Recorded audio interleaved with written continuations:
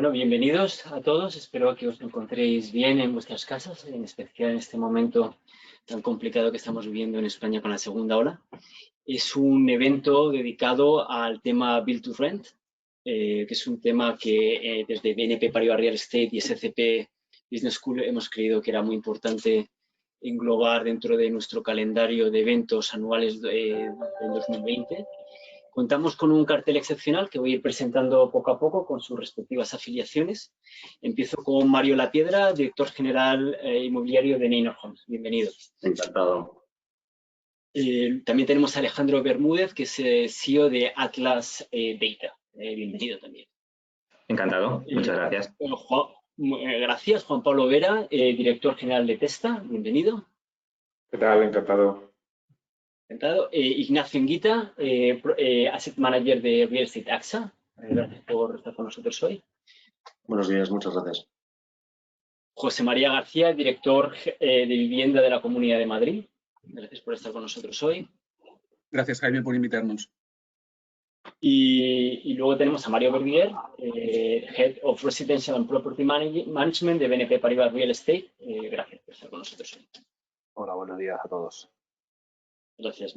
Bueno, pues en fin, voy a explicar en qué consiste este webinar. Va a haber principalmente 4 bloques dedicados a inversión, promoción, gestión y nuevas tendencias. El primer bloque es el que más preguntas tiene. Va a haber una pregunta destinada a cualquiera de vosotros. Sentiros libres de intervenir en cualquier momento. Tenemos un tiempo máximo de 1 hora. Hemos pensado que hay que hacerlo corto e interesante. O sea que al final yo estaré tomando los tiempos y en algún momento quizá os pediré cambiar de tema. Y en fin, pues nada, hablar del tema Build to Rent en Estados Unidos. Yo he vivido antes en Estados Unidos, era algo que a mí cuando vivía hace 10 años me impresionó mucho, que había edificios solamente pues para residencias universitarias o la parte de senior housing. Y es un tema que está, un tipo de activo que está golpeando muy fuerte ahora en España y contamos con un cartel excepcional hoy para que nos deis vuestras opiniones y tendencias y que creéis cómo está evolucionando. En fin, esto es la presentación. Empezamos con el primer bloque, que es el bloque sobre inversión. Mi primera pregunta es para Mario Lapiedra, director general inmobiliario de Neinor Homes.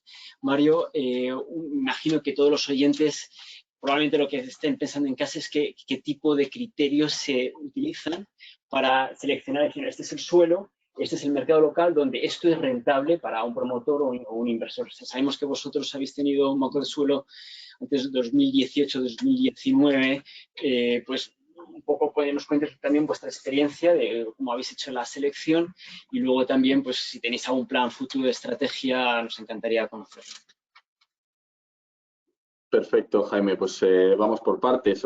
Un poco en cuanto a los criterios a la hora de seleccionar un suelo, yo creo que hay muchos, pero principalmente nombraría 3. El primero, el concepto de demanda, ¿vale?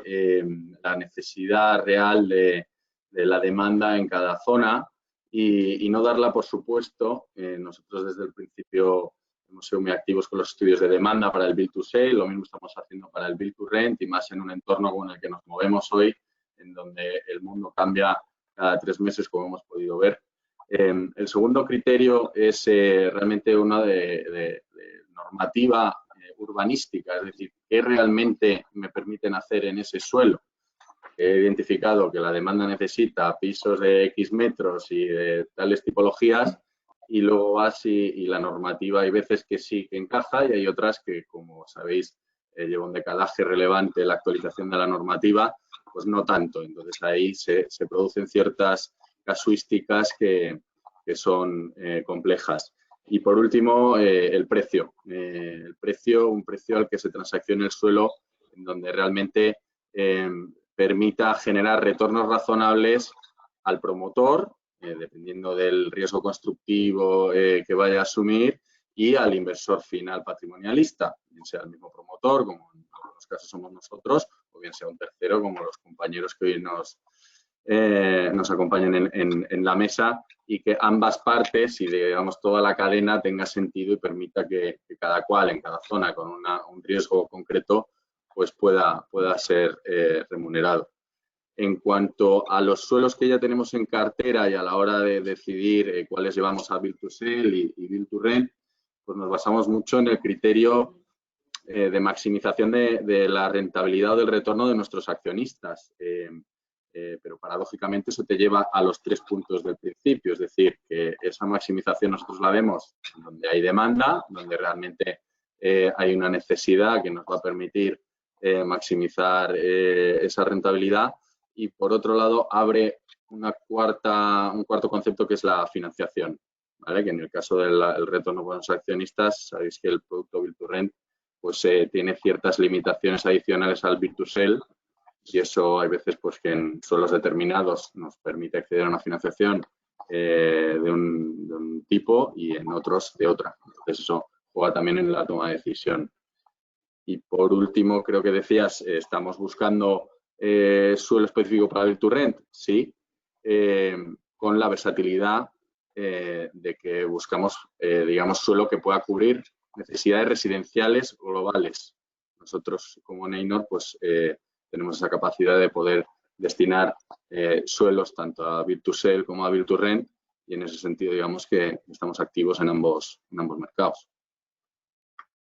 Muy bien, y dejamos espacio libre. Hay 1 o 2 segundos siempre de retraso, entonces en cualquier momento, si queréis intervenir, sentiros libres sobre esta pregunta o la siguiente. Yo lo que voy a hacer es siempre esperar esos 2 segundos o 3, en cuyo caso, si no hay personas, pues daré paso a la siguiente pregunta.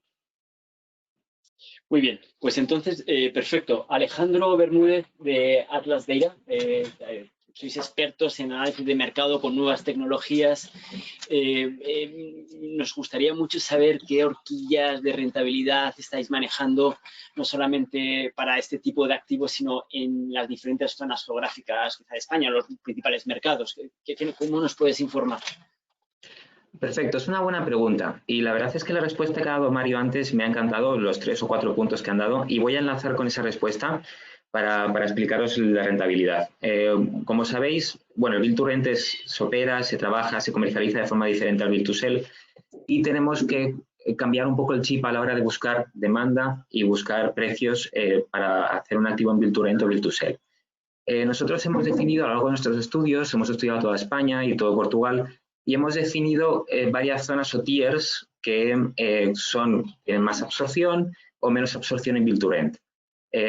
Y también dependen un poco de la rentabilidad, es decir, la rentabilidad suele ser bastante representativa de la absorción. Entonces, ¿a qué se debe el cambio de chip? Pues simplemente antes buscábamos zonas con precios altos, con absorciones en venta muy altas. Sin embargo, eso en Build to Rent cambia bastante.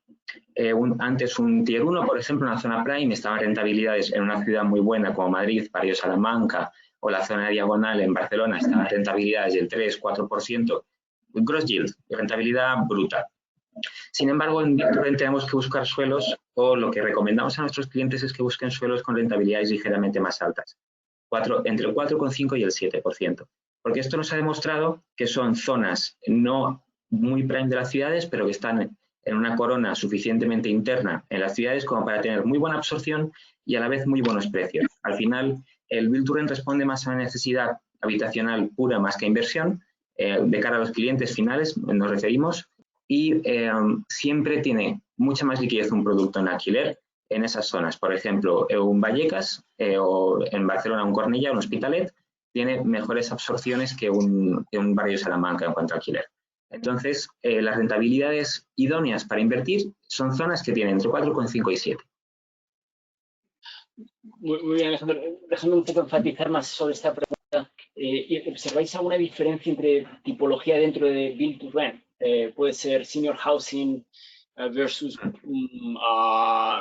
senior living, o senior living versus residencia de estudiantes, por ejemplo. Sí. En residencia de estudiantes es muy diferente. En residencia de estudiantes hay 2 tipos, ¿no?, de estudiantes, y por supuesto siempre compite contra los pisos, pero al principio lo que busca un estudiante de primer curso es una residencia cerca de su universidad o una residencia cerca del centro. Son las 2 cosas. Entonces, para residencia de estudiantes, lo que hay que buscar son suelos al principio cerca o del centro o de la universidad. y por supuesto con precios que permitan ser competitivos contra los pisos. Ahora mismo con el COVID, que las residencias de estudiantes son un buen activo, no están demostrando ser un buen activo, pero hay que buscar ese tipo de suelos. La rentabilidad absoluta no es tan representativa de lo que es una residencia de estudiantes en cuanto a la búsqueda de suelos para hacer una residencia de estudiantes. En cuanto al senior es muy diferente. El senior tiene dos tipos de mercados en España. Está el mercado, digamos, europeo, extranjero, que ahora mismo se ha visto un poco congelado con la COVID, pero ese mercado lo que busca es Alicante, Málaga y las islas. Y también está el mercado local, que hasta cierto punto es un mercado. Cuando hablamos de senior, voy a hacer un pequeño matiz, porque podemos hablar de residencias geriátricas de toda la vida, con asistenciales, o lo que el nuevo tren americano inglés, que es el independent living, que es build to rent para seniors que son perfectamente independientes y lo que quieren hacer es un downsizing de su vida. Entonces, eso en España todavía no está testado, salvo casos muy puntuales. Y hay que irse a lo seguro, que es Madrid y Barcelona de momento, donde hay mucha gente jubilándose cerca de la jubilación y además esa gente tiene mucho poder adquisitivo. Perfecto. Muy bien y muchas gracias por la segunda explicación. Juan Pablo Vera, director general de Testa. Vosotros sois uno de los grandes tenedores de vivienda en España. Entonces, otra de las preguntas, yo creo que la audiencia se pregunta es ¿qué estrategias de rotación? O sea, con tanta vivienda que tenéis, ¿qué estrategias de rotación habéis implementado o queréis implementar? Bien, yo te diría, estábamos empezando a definir una estrategia de rotación cuando justo ha venido esta situación del COVID, ¿no? Entonces, esta situación del COVID yo creo que efectivamente va a acentuar la estrategia de rotación que tengamos a partir de ahora. En lo que se refiere a disposiciones, yo creo que para nosotros básicamente nuestro foco para vender va a ser fundamentalmente dos tipos de cosas. Uno, las viviendas que tenemos algunas en cartera que creemos que por tamaño son un tamaño muy grande, no es un producto de alquiler, es más un producto de venta y de eso tenemos no demasiado en nuestra cartera, pero tenemos algunas cosas, ¿vale? Dependencia de la ubicación donde estén, es decir, puede ser una vivienda de 200 metros en Madrid o puede ser un chalet en Mallorca que tenga 200, 250 metros, ¿vale? Y yo creo que la parte más importante de las disposiciones de nuestro lado va a venir en los mercados que nosotros hemos considerado que no son atractivos, ¿vale? Y mercados no atractivos para nosotros son típicamente aquellos donde hemos hecho un análisis de perspectiva de evolución de la población, por un lado, donde hemos hecho un análisis de la oferta existente y un poco una cierta previsión de cuál puede ser la oferta a futuro, digo oferta en general en venta y en alquiler. Y por último, hemos hecho un pequeño análisis de cómo va la economía, que es fácil. Es ver el crecimiento reciente de los últimos años, ¿no? Entonces, en ese sentido te diría que hay mercados como alguna comunidad tipo Asturias en los que claramente nosotros pues no tenemos una idea clara de seguir lo que sería en el medio o largo plazo. Y seguramente a partir de ahora pues pondremos en disposición algunos paquetes, ¿vale? Y algunos paquetes que yo creo que es más fácil de ejecutar como venta minorista, ¿vale? Esa es básicamente la rotación que nosotros vamos a hacer. Hay otra parte adicional que es que tenemos inversiones que se han realizado hace un tiempo que ya vamos a decir que el ciclo de maduración del activo se ha cumplido, es decir, el activo ha evolucionado en términos de renta, en términos de CAPEX, en términos de una serie de parámetros y probablemente pues buscamos la salida por parte del fondo o por parte de la inversión que se realizó, pues fundamentalmente son inversiones de 2014-2016, ¿vale? Entonces, eso es básicamente lo que se refiere a disposiciones. En lo que se refiere a adquisiciones, pues yo creo que es algo que ahora mismo no tenemos muy claro, ¿vale? Vamos a esperar cómo evolucionan los siguientes meses y vamos a ver qué evolución hay. Nosotros claramente tenemos un volumen muy alto y nuestros accionistas o los fondos o nuestros accionistas y los fondos que participan y que hay fondos que son accionistas de otras empresas tipo Anticipa, Aliseda, etcétera, etcétera, el resumen es que Blackstone ahora mismo tiene una exposición muy grande a España, ¿no? Entonces, es más lógico que ahora busque reducir un poco la exposición y cuando la situación se estabilice, pues a partir de ahí se defina si realizamos algún tipo de adquisición. Entendido. Muy bien. Gracias. Ignacio Enguita, Asset Manager de AXA Real Estate.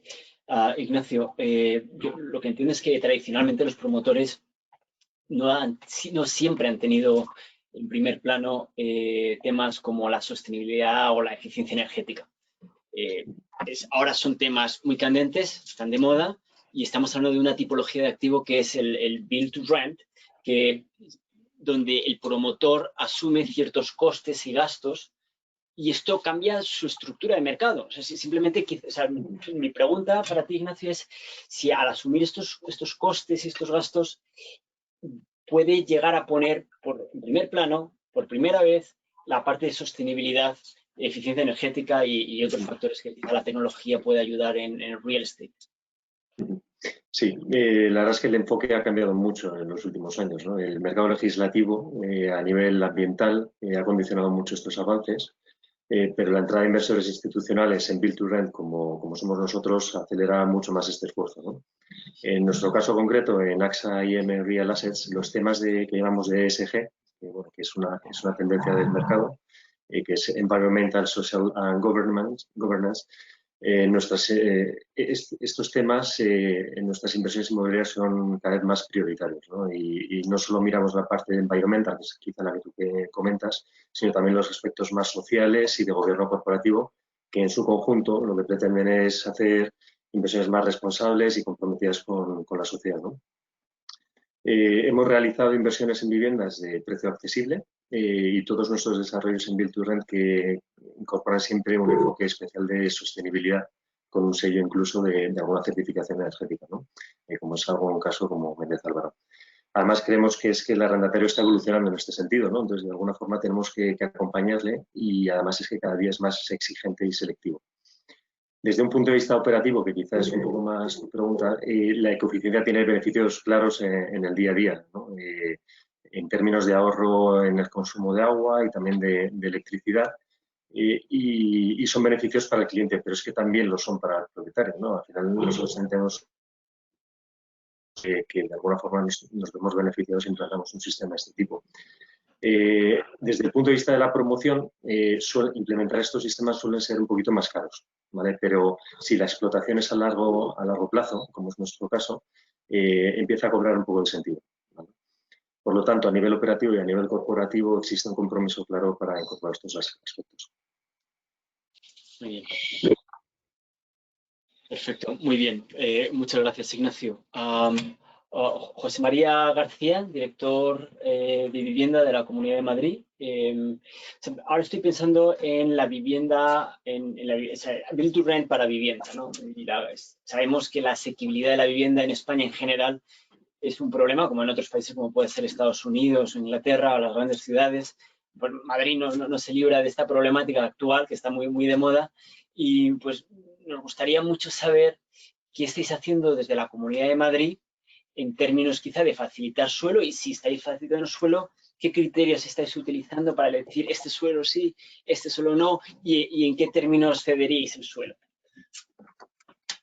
Bueno, lo primero y principal es que al final la administración pública es un actor relevante por nuestro marcado carácter intervencionista en el mercado de la vivienda, ¿no? Y una legislación continental como la nuestra provoca esos efectos distorsionadores, ¿no? Y puede haber dos actitudes, una de intervención permanente, de perjudicar un mercado, u otra de intentar intervenir en ese mercado por el lado de la oferta, generando condiciones que permitan el desarrollo de un producto que da respuesta a una nueva organización de la sociedad y a un nuevo modo de entender cómo vivir una vivienda o una solución habitacional, ¿no?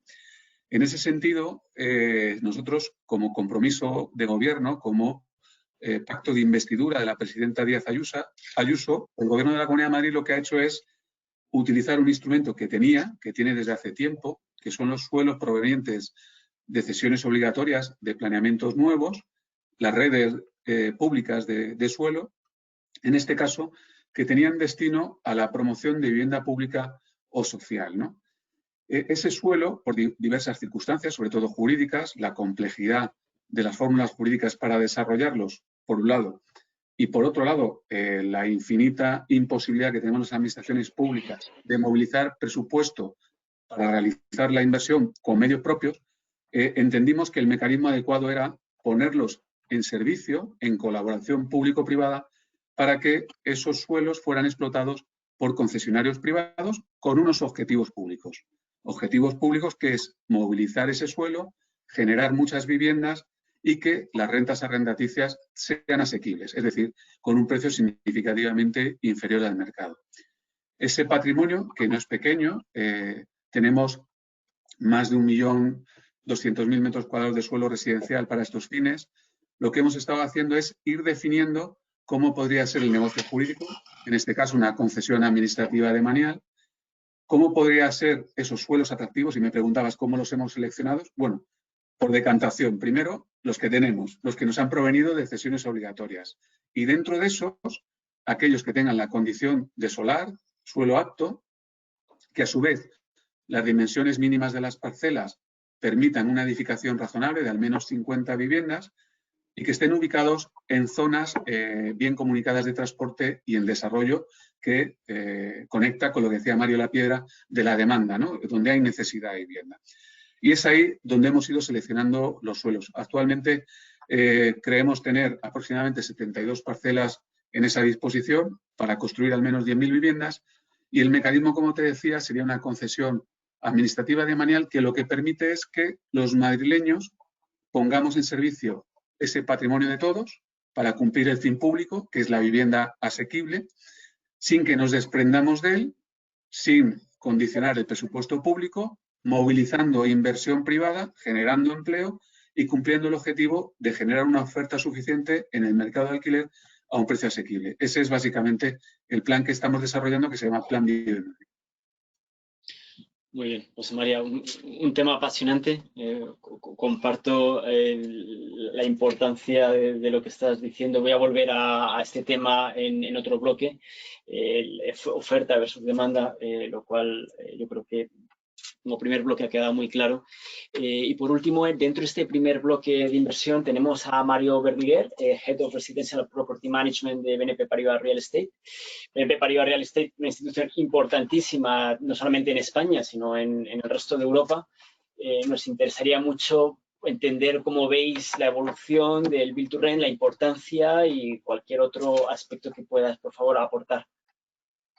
Bueno, yo creo que la situación actual del mercado y cómo va a evolucionar se refleja un poco en los ponentes que tenemos hoy en el seminario. Por un lado tenemos un promotor, que yo creo que la tendencia de los promotores es claramente hacia que quieran dedicarse hacia el Build to Rent, tienen que alcanzar un cierto nivel de especialización.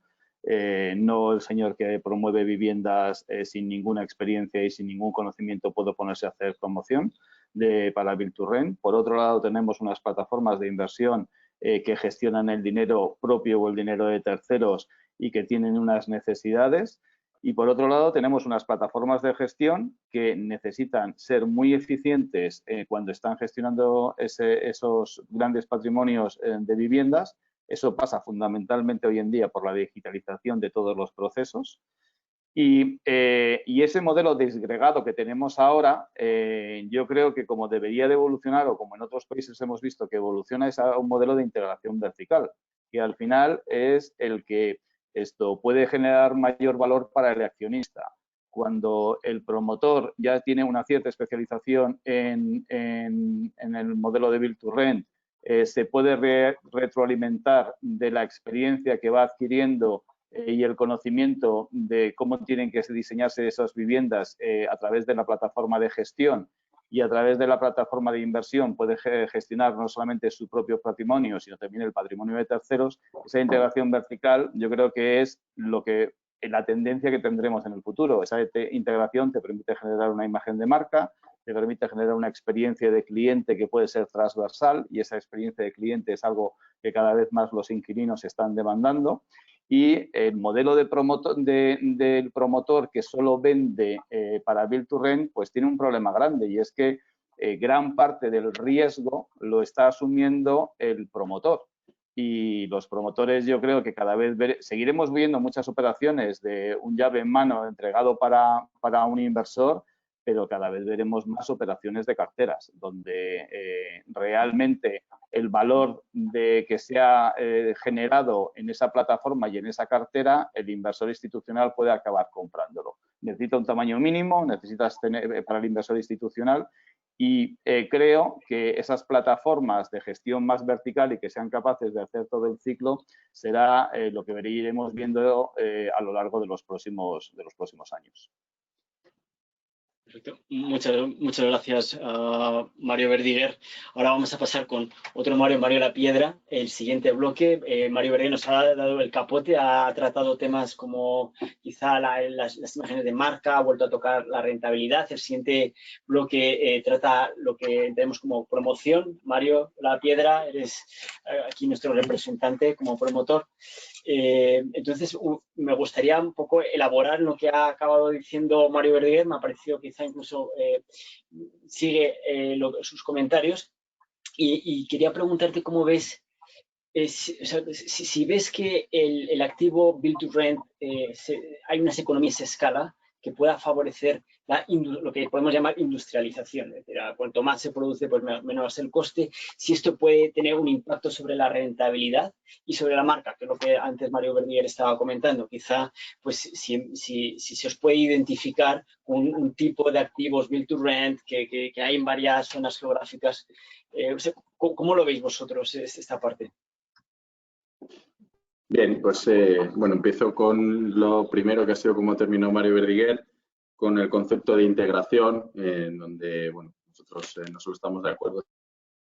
Como sabéis, durante los últimos años hemos explorado las distintas vías o las vías idóneas para la implementación de la plataforma de Build to Rent en Neynor y finalmente nos decidimos por esta vía en donde más que hacer un llave en mano y asumir todo el riesgo y digamos que parte de ese retorno cederlo en un momento del mercado en donde yo creo que el tipo de capital que estaba financiando estos proyectos, pues a lo mejor algo más agresivo de lo que nosotros nos encajaba, pues nos hemos ido a el desarrollo y la patrimonialización de esos activos dentro de la compañía y el futuro yo sí que veo que irá en esa línea y obviamente hay espacio para todos, es un mercado que se está realmente empezando a crear hoy y yo creo que habrá sitio para todo tipo de plataformas. En cuanto a lo que comentabas de la industrialización, yo creo que sí, pero te diría que las bondades de la industrialización funcionan tanto para el Build to Rent como para el Build to Sell. Nosotros, y la mayor parte de los promotores, llevamos años trabajando en ello, intentando empujar ese avance. Se ha avanzado bastante. Yo diría que hoy ya empezamos a tener compañías profesionalizadas y con capacidades de llegar a niveles de calidad parecidos a la construcción tradicional. El problema principal que hay hoy es la capacidad productiva, ¿vale?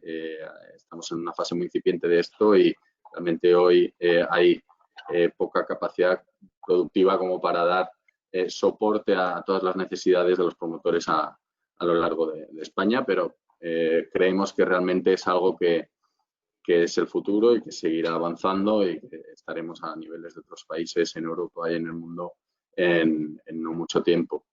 Y en cuanto al tema de la unificación y la imagen de marca, claramente el diseño que apuntabais, nosotros lo hicimos en el Build to Sell y ha sido uno de los grandes éxitos de Neynor, o sea, ser capaz un cliente de identificar una promoción de Neynor simplemente viendo la fachada, entrando en los estándares de calidades y ya no solo el diseño, sino también los servicios. Hemos intentado estandarizar en el Build to Sell, lo mismo estamos intentando hacer en el Build to Rent, con lo cual, bien integrados o bien en asociación, será crítico que lo que entregue el promotor y gestione un tercero o el mismo tenga una unidad, que el cliente que ha recibido información sobre un piso y unos servicios, luego cuando realmente entra en el piso y tiene que disfrutar de esos servicios, se cumplan y, en definitiva, que ese cliente tenga una única interlocución con el prestador de los servicios. A mí me gustaría hacer una pregunta, Mario, y perdón por cambiar. Sobre todo en pos de esa integración vertical que hablabais en Neynor y también decía Mario Verdiguer. Y me refiero a la construcción industrializada. ¿Habéis pensado en Neynor o tenéis algún plan para poder integraros con alguna constructora o hacer algún partnership con alguna constructora industrializada de aquí al futuro? Para conseguir esa integración más estudiamos continuamente, o sea, tenemos relación con prácticamente todas las empresas que hoy están produciendo construcción industrializada en todas sus tipologías, modular, fases, tal. Al final, yo creo que por ahí irán los tiros. Es pronto, como digo, porque todavía hay ciertas incertidumbres en cuanto a cuánta rentabilidad realmente te aporta la construcción industrial en función de la tipología del edificio o la tipología, pues si es unifamiliar, tal. O sea, ahí hay distintos, yo creo, niveles de maduración del sector, pero sí que estamos continuamente en contacto y retroalimentándonos, lo que nos funciona a nosotros para que ellos lo puedan implementar y viceversa, lo que nosotros podamos ayudar en su cadena. Gracias. Alejandro, también te agradezco la intervención. A partir de ahora, en el bloque 2, sentiros muy cómodos de intervenir si creéis que es una pregunta que podéis aportar. Muy bien, pues nos movemos a la siguiente pregunta dentro del bloque 2. Juan Pablo Vera, hay un término que es la obsolescencia funcional o la depreciación del edificio. Y otro término que se utiliza mucho en real estate, que es el CAPEX, o el Capital Expenditure, pues el gastar dinero para mejorar el edificio, ¿no? Entonces, yo ahora lo que me planteo es comparar el build to sell con el build to rent. El build to sell, pues tienes el inquilino que al principio pues, necesita la propiedad en muy buen estado, pero luego ya a largo plazo pues ya no es tu cosa, ¿no? Entonces en el build to rent esto es otro esquema. En el build to rent el promotor o el gestor ahí tienen que estar con un mantenimiento continuo porque claro el inquilino va cambiando. Entonces mi pregunta es cómo está afectando esto para vuestros CAPEX, ¿no? Para vuestros gastos en mejoras y si tienes alguna recomendación para los promotores. Muy bien, yo creo que este tema es muy interesante y muy actual en estos momentos, ¿no? Yo tendría que explicar un poco el origen de las carteras que gestionamos, ¿no? Entonces, por un lado tenemos FIDERE, son casi 6.000 viviendas, ¿vale? Que vienen fundamentalmente de la Comunidad de Madrid, que están ubicadas en la Comunidad de Madrid y que tienen una vida, es decir, que se hicieron hace unos 10, 12 años. Luego tenemos la cartera de Testa, donde tenemos unas 11.000 viviendas. Aquí lo que hay es la suma de activos aportados pues por Sacyr Vallehermoso, por Acciona, por bancos, etcétera, etcétera. Entonces, aquí hay una parte importante de los activos de esas 11.000 viviendas, donde seguramente hay pues unas 3.000 viviendas que tienen pues una vida, fueron construidas pues a finales de los 70, a principios de los 80. ¿eh? Entonces, yo lo que te diría es, el reto que estamos asumiendo en este momento es desde el 1 de enero estamos haciendo una gestión integrada por parte del mismo equipo de todo este portfolio, ¿vale? Y básicamente el CAPEX ahora mismo es un tema fundamental para nosotros. Y sigue siendo fundamental a pesar de este entorno de COVID, ¿vale? Y eso quiere decir que efectivamente estamos invirtiendo en CAPEX y hace un año o hace dos estábamos pensando más en un CAPEX para, vamos a decir, para hacer la vivienda más atractiva, ¿no? De beautification, y ahora, sin embargo, estamos pensando mucho más en ese CAPEX de obsolescencia. Es decir, nosotros creemos que estamos al principio de un nuevo ciclo en el que seguramente vamos a estar gestionando estas viviendas durante un periodo de 3, 4, 5, 6 años, no lo sabemos, y que es momento de poner la casa en orden, de invertir en CAPEX, que sirve, es el CAPEX extraordinario que hablamos, donde estamos cambiando muchos elementos de las viviendas que a lo mejor consideramos que está obsoleto, y por las calderas, ¿vale? Y eso quiere decir, por ejemplo, que estamos cambiando CAPEX para tener menos OPEX a futuro, estamos cambiando CAPEX para que el inquilino cuando esté en la vivienda tenga un cierto ahorro energético y le sea más accesible. Es decir, estamos tocando una serie de iniciativas, ¿vale? Incluso con una perspectiva también medioambiental para hacer un producto más atractivo para el inquilino, ¿vale? Y que al final, pues en términos económicos también tenga cierto sentido para nosotros. Eso es respecto al producto ¿verdad? Que gestionamos y que tiene una cierta fecha y todo esto. Respondiendo a tu segunda parte, lo que diría es recomendaciones de diseño. Yo creo que lo que hay que hacer es un producto muy asequible. Y yo enlazaría aquí con cosas que he dicho antes, por ejemplo, a Alejandro, ¿no? Hay que hacer un producto asequible. Yo creo que el producto no en las ciudades, sino alrededor de las ciudades donde hay zonas buenas, zonas que están chulas, que están bien urbanizadas, donde puede ir la gente joven, que todavía tiene unos ingresos limitados, etcétera, etcétera. Yo creo que ahí es donde va a estar fundamentalmente la demanda a futuro. Y ¿qué quiero decir? Pues está por un lado el modelo de la residencia de estudiantes, está por otro lado el modelo de vivienda que básicamente se compra. Estoy seguro que entre medios se puede hacer un modelo que es parecido a una residencia de estudiantes, ¿no? Donde tienes viviendas pequeñas, donde tienes precios atractivos. Imaginémonos en la corona que rodea Madrid, a lo mejor 700, 800 euros al mes, donde, por ejemplo, tienes zonas comunes y tienes algunos servicios que atraen al público joven, etcétera, etcétera. Yo ese producto todavía no lo he visto en España y yo creo que en los próximos años va a ser si el producto sale, va a tener un éxito porque creo que hay una demanda ahí que no está satisfecha. Muchas gracias por la recomendación. José María García, director de vivienda de la Comunidad de Madrid, estabas hablando antes del suelo, vuestras intervenciones. La Comunidad de Madrid es un actor público, institucional, que entra en el mercado privado y hay mucho debate, ¿no? Pues, si se actúa por el lado de la oferta o de la demanda.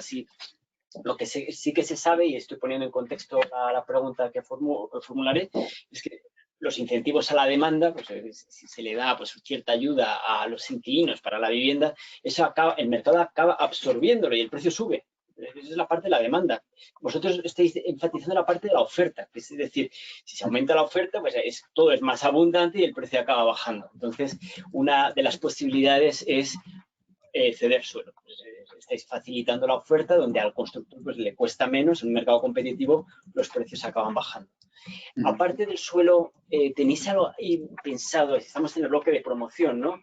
¿Tenéis pensado quizá también intervenir como promotores o unas ciertas colaboraciones público-privadas? Esto en Estados Unidos sé que se hace mucho. En España, ahora mismo, la pregunta va para ti, José María. ¿Qué estáis haciendo? Bueno, aquí el sistema es diferente, como bien conocéis, ¿no? Realmente la administración pública, por un lado, generamos condiciones mediante la calificación de los suelos para destinarlo a vivienda protegida, ya sea en compraventa o en alquiler, y eso ha sido la influencia durante 60 años en el mercado de la vivienda, ¿no? La antigua VPO es la famosa vivienda asequible que ha permitido acceder a la vivienda y generar un ahorro patrimonial, ¿no? Esa es una intervención vía normativa y vía planeamiento urbanístico que hace la Administración.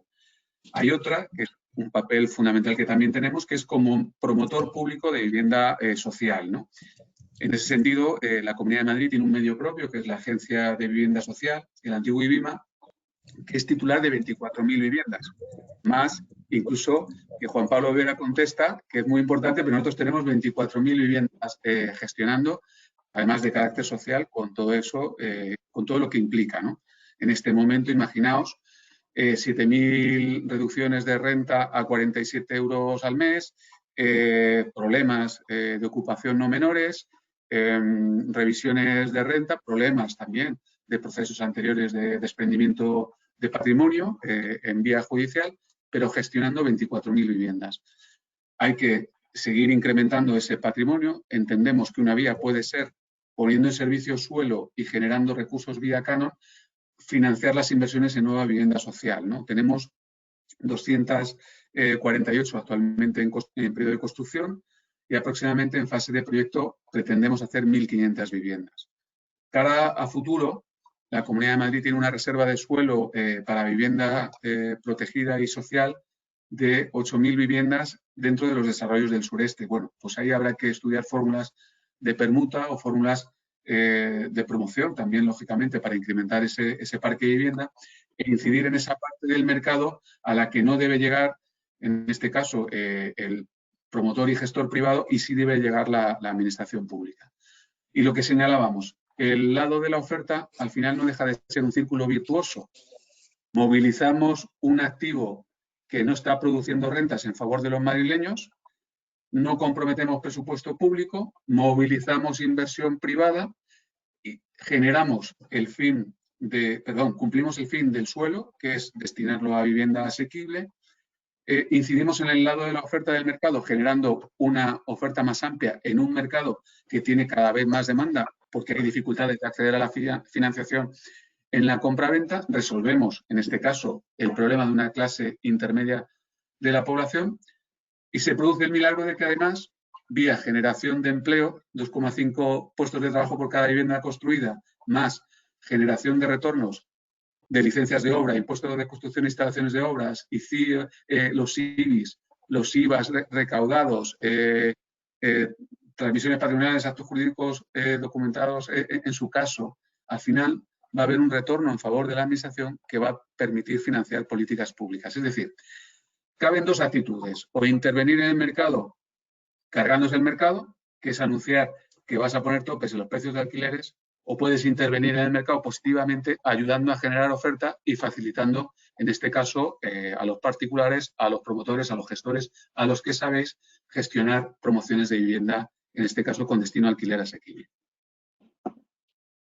Muy bien, pues volveré al final en la parte de tendencias y que está ocurriendo ahora mismo, si tenemos tiempo al final también incluso a tocar pues, la parte de regulación de precios por arriba, ¿no? que lo has mencionado, está la demanda, la oferta y luego puedes intervenir en el precio y la cantidad. La cantidad pues, quizá a través de la oferta es el suelo y luego está el precio que es la renta. Vamos muy bien de tiempo, tenemos 15 minutos para cada bloque, nos quedan 3 minutos más, entonces voy a aprovechar.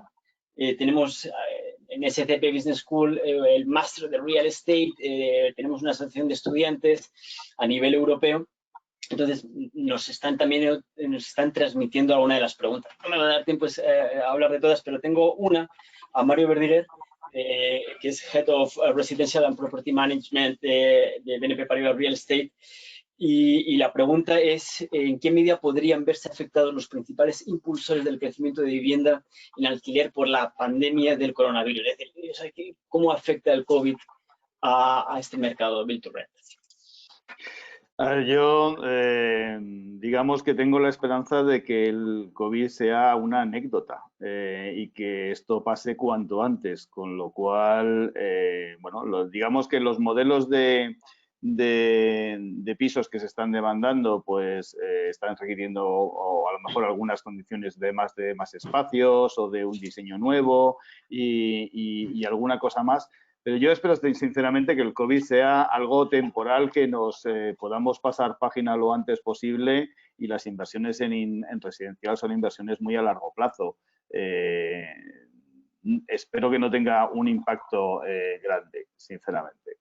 Sí va a ocurrir, va a tener el impacto, va a ser en la economía y eso sí que va a afectar al comportamiento de los precios en los próximos meses y quizás en los próximos 2 años.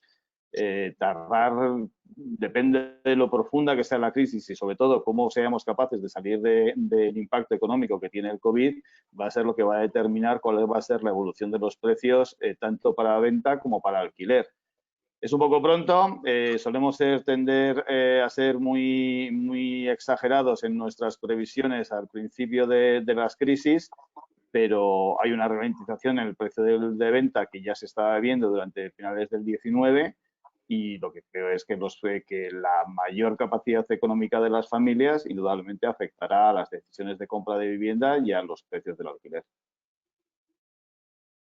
Perfecto, pues muchas gracias. Concluimos bloque 2, empezamos bloque 3, gestión.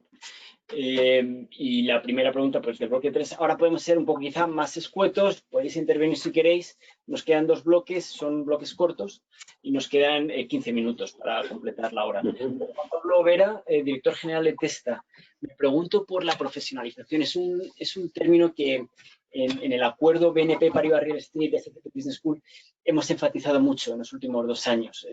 Venimos en un sector que en las últimas décadas, hace 2 o 3 décadas, pues, parte de la profesionalización, o sea, el formar profesionales que sepan hacer muy bien su trabajo, de la parte financiera, de promoción, de las diferentes ramas de lo que es este mundo de real estate, pues ahora centrarnos en este concepto de promoción en la gestión de activos y a ser más concreto en la parte virtual. O sea, ¿cómo ves que esto puede afectar, si positivo o negativamente, y cómo está evolucionando desde tu punto de vista?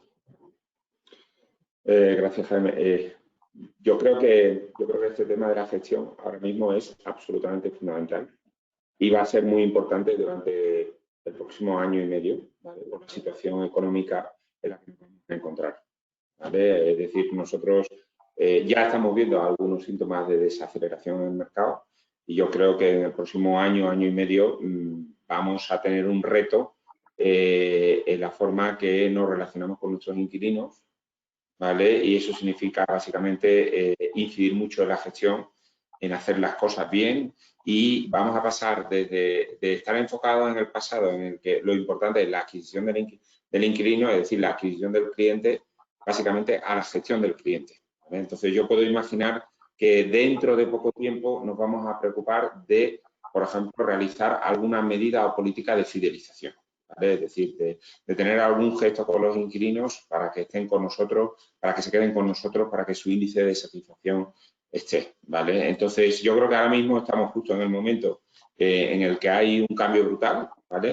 Y que esto va a ser muy importante en los próximos meses, y de nuestro lado, simplemente decir que es absolutamente crucial la evolución de la plataforma tecnológica para tratar los distintos momentos de interacción con el inquilino, y que él se sienta bien tratado y que funcione bien y que sea una relación fácil. Un poco por ponerte ejemplo, pues tenemos un sistema de reserva online de viviendas y de firma de los contratos online.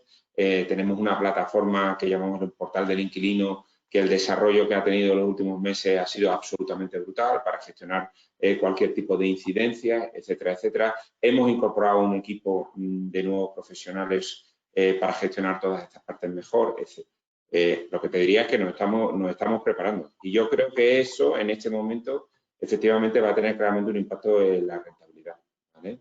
Y te diría que bueno, que es prácticamente uno de los temas más candentes que vamos a afrontar en los próximos meses, ¿vale? Desde el punto de vista de lo que tú decías de recruiting y desde el punto de vista de lo que tú dices de formación de personal, etcétera, etcétera, está claro que esa mejor gestión te lleva a la especialización, y esa especialización te lleva a que haya determinados perfiles que estén bien formados y que existan en el mercado, ¿no? Entonces nosotros, te diría, nosotros somos una empresa que y en general todas las empresas de Blackstone, durante el COVID no hemos hecho un ERTE, es decir, hemos mantenido a todos los empleados y todo el mundo ha estado trabajando, y además te diría que hemos trabajado bastante. Nosotros hemos estado contratando, en nuestro caso, personal, y es curioso que te encuentras cuando vas al mercado y quieres ciertos perfiles y no lo encuentras, ¿vale? Entonces, yo creo que esto es una llamada de atención a muchos de los que estáis aquí conectados a este webinar de hoy, para decir, oye, efectivamente hay futuro en la gestión de activos, y hay perfiles profesionales por ahí que necesitamos y que seguramente vamos a seguir necesitando en los próximos 2 o 3 años, casi seguro. Si me permites, Jaime, me gustaría añadir que la tendencia que nosotros vemos en el mercado es, el mercado de alquiler es un mercado donde el 80% o más de los pisos que están en alquiler están en manos de propietarios. ¿Qué es lo que nosotros estamos notando? Lo que nosotros estamos notando, propietarios particulares, y un 20% digamos que en empresas profesionalizadas y más sofisticadas. ¿Qué es lo que nosotros estamos viendo? Lo que estamos viendo es que el inquilino cada vez más quiere trabajar y tratar con profesionales. Que cuando tú, como inquilino, quieres tener una experiencia en tu casa, lo que quieres es una respuesta rápida y profesional a las demandas que tú tienes en tu vivienda. Que cuando tienes una incidencia, quieres que tengan un portal del inquilino o un único punto de contacto donde se atienda tu demanda, donde se haga un seguimiento de tu demanda. Todos estos estándares de calidad que estamos acostumbrados como usuarios a exigir en cualquier servicio, tradicionalmente en la vivienda, porque nos lo daba el alquiler, era don Francisco o doña Manolita, pues no lo recibíamos. Pero eso va a ser un factor diferencial, va a ser una de las razones por las que la gente tome decisión de alquilar un piso en un sitio o en otro, y va a ser lo que en determinados momentos va a permitir a un gestor profesional y a un inversor profesional estar un poquito por encima del mercado porque es capaz de ofrecer unos servicios que el mercado demanda.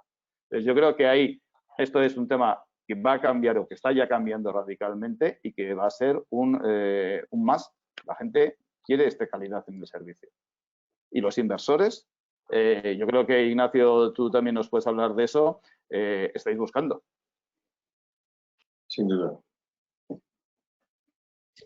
Voy ahora justo a preguntar a Juan Pablo, acaba, por favor. Sí. Sí, yo quería añadir, y no me quiero enrollar mucho, lo que dice Mario es totalmente cierto. Es decir, nos tenemos que parecer mucho más a otras industrias. En el banco, en nuestra relación hoy en día con un banco o una compañía de seguros, tenemos cada vez menos interacciones, pero son interacciones que funcionan, interaccionamos a través de la tecnología, ¿verdad? A través de sea Internet, a través de emails, a través de SMS, etc. Yo creo que esta es la expectativa de los clientes que tenemos. Y yo creo que en estos momentos inevitablemente vamos a tener que ir ahí y creo que además tenemos una ventaja porque ahora mismo la predisposición por parte del inquilino a tener una experiencia digital, ¿verdad? Y hacer las cosas vía digital, yo creo que es mayor que nunca. Entonces, claramente lo tenemos que aprovechar y tenemos que evolucionar hacia allí. Juan Pablo, Mario, lo que habéis dicho, para mí, música para mis oídos. La profesionalización es algo que en SCP, con el apoyo y hemos ido de la mano esos 2 años con BNP Paribas Real Estate, creíamos que era importantísimo en España, ¿no? Es la parte del property manager, el gestor, el developer. Ya tenemos programas para ejecutivos, para máster, incluso para bachelor. Por lo cual, agradeceros enfatizar eso desde vuestra óptica en el sector privado, que es lo que estáis haciendo cada día. Ignacio, te dejo que sigas la cuerda que te lanzó Mario Verdiguer y también quiero añadir algo relacionado, poner de nuevo sobre la mesa que el Build to Rent es algo a largo plazo, donde el Build to Sell quizás se puede ver más a corto plazo. También quería preguntar qué criterios recomendarías en la hora de diseñar este Build to Rent, ¿no? Para que sea pues, atractivo la palabra, ¿no? Atractivo a largo plazo. Pues empezando un poco por este último punto, bueno, pues yo te diría, además de lo evidente que es una buena ubicación y de un diseño más dedicado al alquiler, yo diría que hay 2 aspectos principales, ¿no?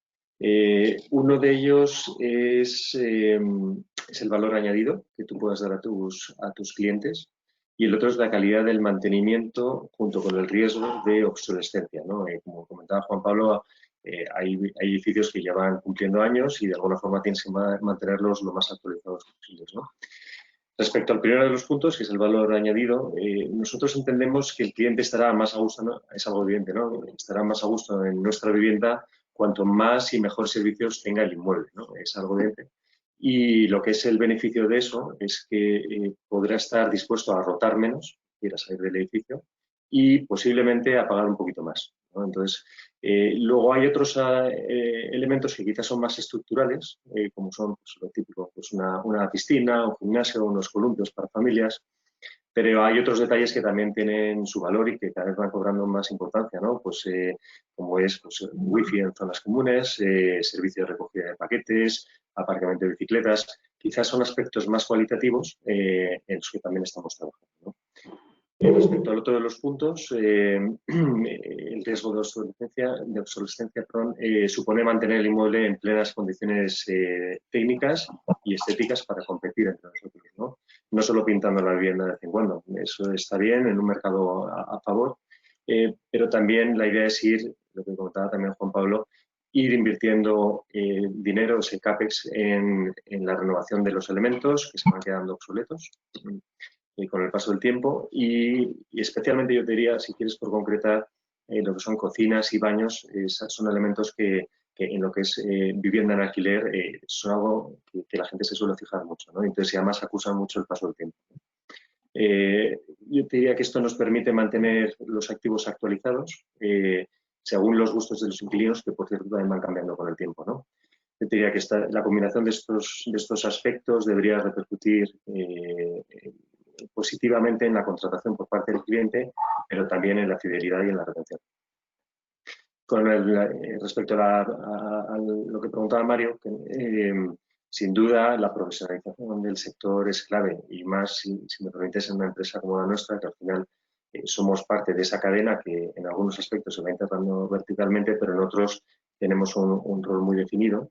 Y lo que nosotros vamos buscando son proveedores y no solo proveedores sino partners muy profesionalizados, con mucho conocimiento del sector orientado al arrendamiento, que es distinto, posiblemente a la venta, y con un track record que nos dé confianza, ¿no? Para nuestros inversores. Pues muy bien, Ignacio.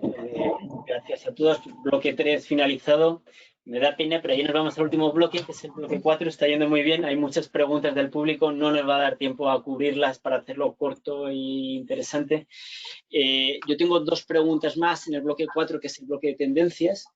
Sentiros cómodos para intervenir algo corto y mensajes, porque ya estamos concluyendo, para que tenemos 242 oyentes. La primera pregunta para Alejandro Bermúdez, CEO de Atlas Data. Las tecnologías, ¿no? Se habla mucho del real estate, PropTech, el papel de la tecnología, el Big Data en el futuro de real estate y si pudieras concretar en el Build to Rent. ¿Cómo lo ves, Alejandro? Por supuesto. Todo esto que estamos hablando ahora se redunda en un concepto que yo creo que se llama la creación de marca. Y yo creo que es una tendencia que, como decía Mario antes, es fundamental. Crear una marca con la que el cliente final se sienta identificado y que le preste servicios como mantenimiento, que le cuide, que está ahí detrás cuando haya un problema o cuando haya un intento de contacto, alguien que siempre haya detrás. Entonces, ¿cómo puede ayudar el Big Data a esto? No solo, por supuesto, a Internet, a todo lo que ya conocemos, la tecnología que existe, sino tecnologías que están saliendo ahora, por ejemplo, el IoT. El IoT puede ayudar mucho a monitorizar en forma positiva cómo usan los clientes, los inquilinos, las casas.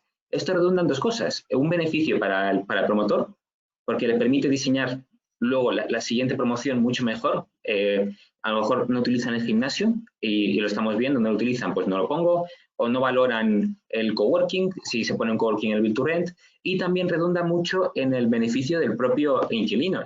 Por ejemplo, incluso voy a llegar, esto no creo que lo hagamos el año que viene, pero al monitorizar los consumos y las facturas, le puedes decir le puedes ir al inquilino con una aplicación para decirle, oye, estás siendo poco ecológico con tu consumo, pon la lavadora de noche y baja al gimnasio, por ejemplo, recomendablemente a esta hora. Entonces, con eso se puede generar una mejor sensación incluso de cara al inquilino. Oye, a mí me están ayudando a consumir menos, a ser más verde, me están dando tips, cojo el teléfono y me llaman, y el promotor está contento también porque ve cómo puede diseñar. Esto también además se complementa con el social listening, que son la escucha masiva de las redes sociales. Al final todo el mundo vuelca su opinión en las redes sociales. Y es una opinión que está ahí, que se queda ahí y que, bueno, pues que los promotores o los fondos no estamos utilizando. Y se puede utilizar. Puedes saber qué opina la gente de una zona de la ciudad, de una promoción de viviendas, de su casa, o si prefieren la cocina con ¿cómo se llama esto? Cocina americana con isla o sin isla. Al final, eso es en lo que redunda el IoT, tener mucha información que puede beneficiar tanto a los inquilinos como a los promotores. Perfecto. Por lo menos una más para estar dentro de la hora. Podemos dar unos minutos de cortesía. Yo creo que está interesante. José María García, director de Vivienda de la Comunidad de Madrid. Por lo menos, si esta es la última pregunta, que sea un poco provocativa. Sabemos lo que nos has contado, la parte de oferta, demanda, estáis apostando por la oferta para que haya abundancia y bajen los precios. Hemos hablado brevemente sobre la intervención de precios, se habla muchísimo en España. Yo estoy seguro que entre los 242 oyentes es algo que quieren escuchar. En el Build to Rent está la parte residencial, que se construye para alquilar, en este caso vivienda, ¿no? Lo que se conoce por la parte de el rent control en inglés, ¿no? Que se ha aplicado en San Francisco, en Berlín, pues lo que crea quizás es la limitación y escasez, ¿no? La gente le baja la rentabilidad y se va, o no alquila y baja la oferta. ¿Cómo lo afrontáis desde la Comunidad de Madrid? Pues esta es una cuestión, los que me conocéis, que tengo muy, muy clara, ¿no? Y creo que sé explicar, ¿no? Allí donde intervienes un mercado generando una distorsión, provocas efectos perniciosos, ¿no? Y te desvías de ese objetivo sano que supuestamente quieres tener, ¿no? Que es que los precios del alquiler no suban. Pero si intervienes ese mercado, limitas los precios, lo que provocas es un efecto expulsión, un acortamiento de ese mercado, reducción de la oferta y finalmente los precios que estaban por debajo de esos topes de alquiler acaban subiendo, los que estaban por encima o bien se van al mercado de la compra-venta o bien se van a la economía sumergida para mantener esos niveles de ingreso y además provocas un efecto muy dañino que es el deterioro y el empobrecimiento del parque inmobiliario del alquiler, porque nadie va a estar incentivado en sostener y mantener ese arrendamiento. Sin embargo, hay una parte del Gobierno de España que sigue pensando que la panacea de la solución del mercado del alquiler es topar los precios. A mí el hecho de que exista un índice de precios al alquiler me parece razonable en la medida en que pueda dar un dato oficial acerca del alquiler. Ahora bien, es un dato de hace 2 años, de registradores principalmente y de notarios, y tampoco nos da más información, quizá mejor que la de los portales inmobiliarios, porque es oferta, pero bueno, no está mal. Lo que no se puede hacer es generar inseguridad jurídica. Una nación como España lo que tiene que hacer es unas reglas del juego muy claras que permitan a los operadores actuar en un mercado con cierta seguridad. Tener 3 regímenes distintos de ley de arrendamientos urbanos como tuvimos en el año 2019 en apenas 6 meses es impresentable. Anunciar que se pueden topar los precios es impresentable, al mismo tiempo que el Banco de España dice que eso, en ciudades como Berlín, lo hemos visto recientemente, reduce la oferta un 25% e incrementa los precios. Yo creo, como os decía antes, que hay que generar seguridad jurídica, hay que generar oferta e incluso el propio Gobierno vive en la contradicción, porque recientemente, si os leéis el decreto legislativo el 2620, que está muy reciente, antes del verano, el artículo 31, está referido expresamente a la movilización de suelo público en colaboración público-privada mediante fórmulas de gestión patrimonial o de dominio público mediante la fórmula de la concesión o el derecho de superficie a plazos hasta 80 años, con cánones cercanos a 0, simplificando las normas de destino y uso de suelo para esas fórmulas que habéis hablado del cohousing o el coworking que puedan encajar como solución habitacional. Y es por ahí por donde debe ir la administración pública. Generar seguridad jurídica, poner en servicio su materia prima, el suelo, y no introducir factores distorsionadores que lo que provocan es la reducción del mercado. Yo creo que teniendo las ideas muy claras y haciendo el contrapeso, generaremos un mercado profesionalizado, sano y amplio que haga reducir los precios y que genere una oferta en la que cada cual se acomode a su capacidad de renta. Bueno, en fin, yo como moderador son las 2. Hemos querido siempre desde el principio que hay que hacerlo corto e interesante. A mí me ha parecido interesantísimo.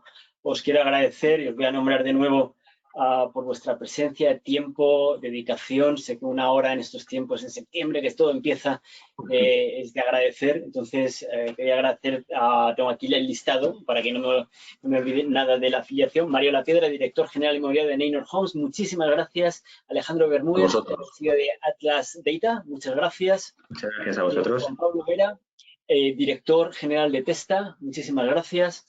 Ignacio Inguita, manager real estate a AXA, muchísimas gracias. Gracias. José María García, director de vivienda de la Comunidad de Madrid, muchas gracias también por tu tiempo. Y por último, Mario Bermúdez, Head of Residential Property Management, BNP Paribas Real Estate, mil gracias por también ayudar a montar esto. Quería mencionar que la colaboración SCP Business School, BNP Paribas Real Estate, tenemos todavía muchos eventos que quedan para el 2020. Os invitamos a seguirnos en LinkedIn. Os contactaremos a todos los que tengamos vuestro email para invitaros a este tipo de eventos. En fin, pues gracias. Ha sido muy interesante y esperamos poder contar con vosotros en el futuro. Muchas gracias. Gracias a todos.